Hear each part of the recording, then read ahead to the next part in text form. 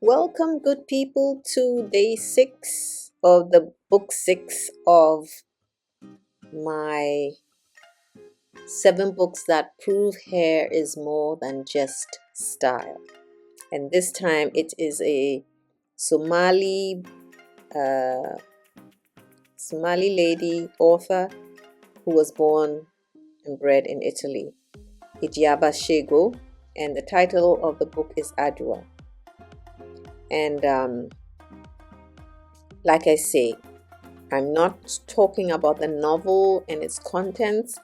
I'm just focusing more on hair in the book, how people see their hair or what hair represents. And so this is not the author who's talking about the hair character's hair in the book as the central part of it, that the main. No, this is me just asking people to read, and when we read, let's look at how people feel about hair, what hair represents in the book, in the society, in so many things. Hair can be political. We've seen that right through the series, that hair is so different from just being the crown on your hair, how you wear it, your sense of style, what it means to have free-flowing hair or an afro or relaxed hair. What do they mean in societies? Hair represents a status symbol. The salon you go to, if it's patronized by the top echelon of the country, or it's just an everyday place in the marketplace. So I just want us to just kind of focus on the nuance of hair in books, or the central. Sometimes it's the central role, sometimes it's a very prominent role, but it isn't the focus of the book or the reason why the author wrote. So it's also to make us read outside our comfort zone, and when we read, look for different things. Don't just necessarily follow the plot and all that stuff. You can do that, but whilst you're reading, think of what does the central player or character, what do they look like? How is their hair worn? What country are they in? Why are they wearing their hair that way or not wearing their hair that way? Or is their hair short? Do they not have hair? Things like that. So although this story moves between Somalia and Italy, between memory and migration, hair in this novel is a visual reminder of origin. So it's a visual reminder of the characters in this book's origin. There are certain places that you grow up in, and you can never run away from your heritage. People can see that you're not from this place. You may be born and bred here, but your features are different, your hair is different, your feet, everything is different. Anyway, so hair in this novel is a visual reminder of origin, but it's also a site of conflict. And then the character shows us how blackness and beauty intersect with language, shame, and pride. So when you're reading, notice when the character discusses or changes her hair. What does it reflect about her sense of belonging?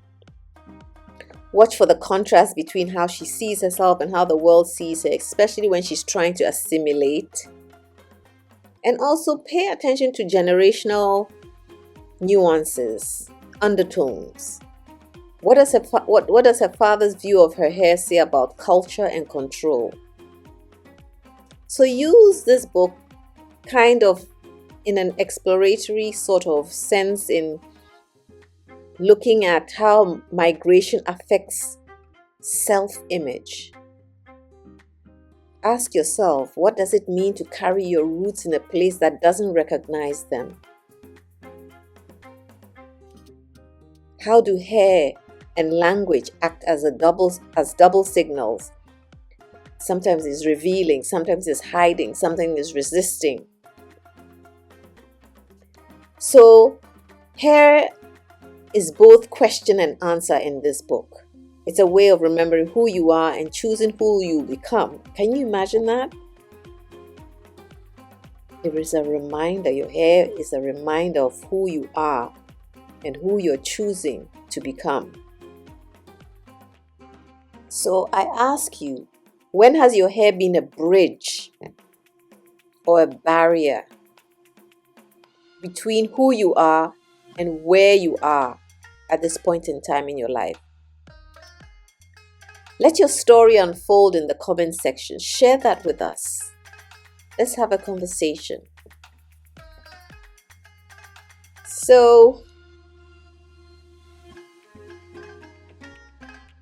isn't that powerful? That your hair speaks volumes no matter where you are, like your features, the kind of hair, the texture your hair is, the length of your hair, how short it is, or how long or short you're allowed to wear your hair. How does that make you feel different? Even though you maybe have lived in a place for so many years, people can tell just by your hair that you are not indigenous. How does that make a child feel growing up? That as much as I feel like this is home, the people around me either look different or treat me slightly differently because of one of my major features, which is my hair. I remember when we first moved to the country I'm in, we were very young and we would walk in the mall and everybody knew we were not from here. They would stop us because we had more hair than everybody else, it seemed to them. And they would stop us and say, "Where are you from? How do you grow your hair?" We heard that for years, but times have changed. There's intermarrying and there's different cross-cultural marriages, ethnic join different ethnicities now, so features have changed. Hair is different. Well, now we're wearing wigs and weaves and all those things, so there's no distinction on your hair is longer than mine. When you can't really tell anymore. Everybody can have long hair or short hair or whatever they want, but I can ascribe to that. I can understand what this character went through. So this is not me telling you this is what the novel is about. I'm just saying, let's read and look at hair. What is hair doing in these novels, in these stories, in these books? How is it represented? What does it mean? What is it saying? Because your hair speaks, it shouts, it screams, it whispers. It tells people about who you are, where you're from.